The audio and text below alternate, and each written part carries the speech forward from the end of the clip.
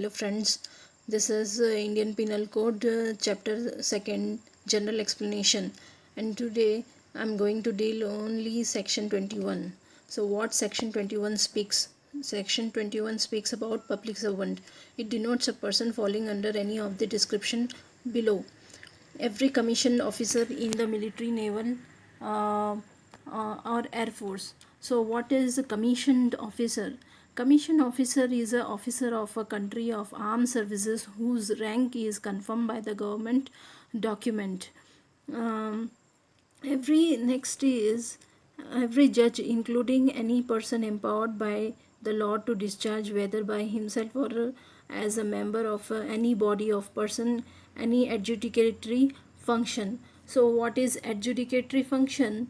So adjudicatory means to pronounce or decree by judicial sentence, to settle and determine an issue or dispute judicially.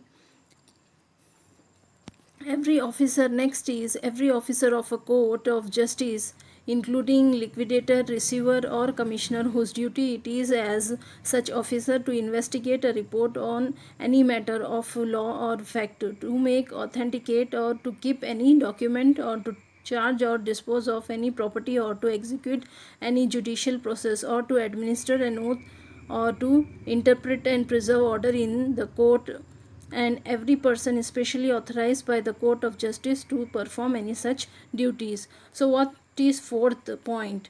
So every officer of a court of justice, including a liquidator. So who is liquidator? Liquidator is a person appointed to wind up the affairs of the company and the firm, and the powers and duties of liquidator is to verify the claims of all the creditors and consolidate them, and to take into his custody or control all the assets and property effects and actionable claims of the corporate debtor, and to evaluate the asset of the property and to of the corporate debtor in the manner and prepare a report. So a liquidator is the person who winds up a company. And who is receiver? A receiver is the a person who sells particular company's assets on behalf of a lender, where a loan is secured on a company's entire business. A receiver's manager can be appointed as a manager of the business during the receivership.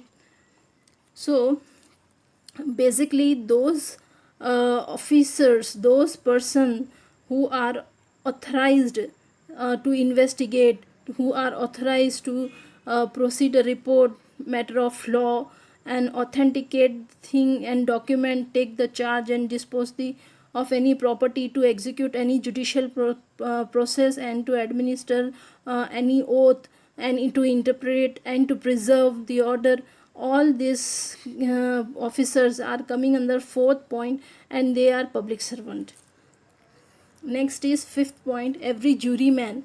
Who is juryman? Every juryman, assessor, or member of a panchayat assisting a court of justice or public servant.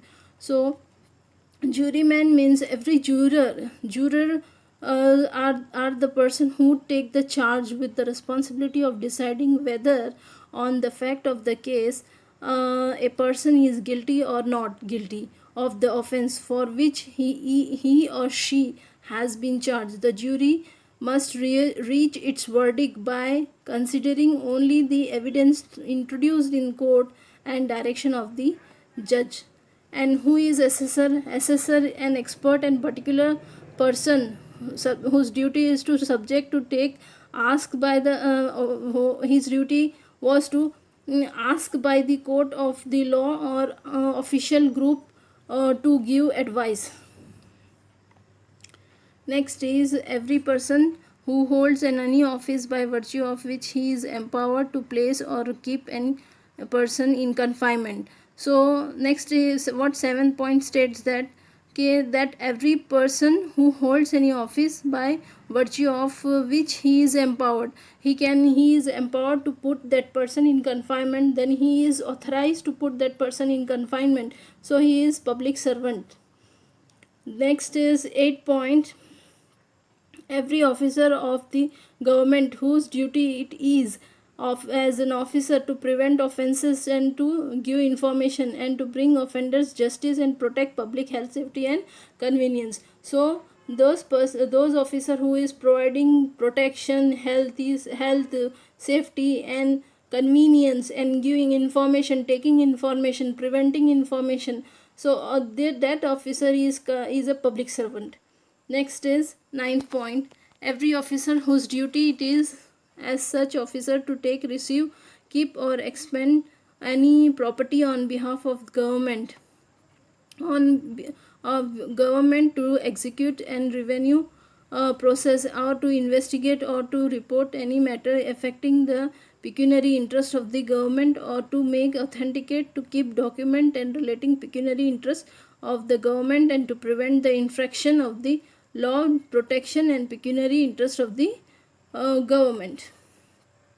So ninth point speaks about that the officer whose duty is it is as such an officer to receive and keep and expend the property on behalf of government. So that officer work on behalf of government, assess on behalf of government, survey on behalf of government, take contract on behalf of government, investigate on behalf of government, take charge of the revenue process, and every authenticate documents and pecuniary interest, prevent infraction.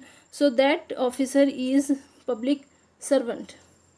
Next, 10th is every officer whose duty it is as such officer to receive, keeps, expend and to levy rate of tax of any secular common purpose of any village, town or district, or to make, authenticate or to keep any document of ascertaining of the right of the people of any village, town or district. So what 10th point states about that every officer whose duty it is as such officer to receive and keep or expend in property. So that officer is authorized to receive and to expand any of the property, to survey and to assess and to levy tax and to calculate a rate of the tax and secular common purpose of the village, town and district. So that officer is a public servant. 11th point is states that every person who hold any office in virtue of which he is empowered to prepare, publish, maintain or revise any electoral roll, or to conduct election or to take part in the election. So that officer, every person who hold office of virtue and empowered, who is having authorized, who is empowered to publish, to maintain, to revise and to take part in the election. So he is a public servant. Next is 12th. Every person in the service of pay of government or remunerated by the fee of commission for the performance of public duty is a public servant. Next is in service of pay of local authority, corporation established by or under central, provincial or state act, or government company as defined in the section 617 of the Companies Act 1956. A municipal commissioner is a public servant. Explanation 1 states that person falling under any of the above description are public servant and appointed by the government or not, but they are serving to the public, they are public servant. They are having the authorization, they are empowered, they are public servant. Whether the word public servant occur, they shall be understood of every person who is in actual possession of the situation of a public servant, whatever legal defect there may be in his right to hold the situation. Explanation 3. The word election denotes that election for the purpose of selecting members of any legislative, municipal and other public authority, whatever the character of the method or selection to which is by or under any law prescribed as by election. So by this we completed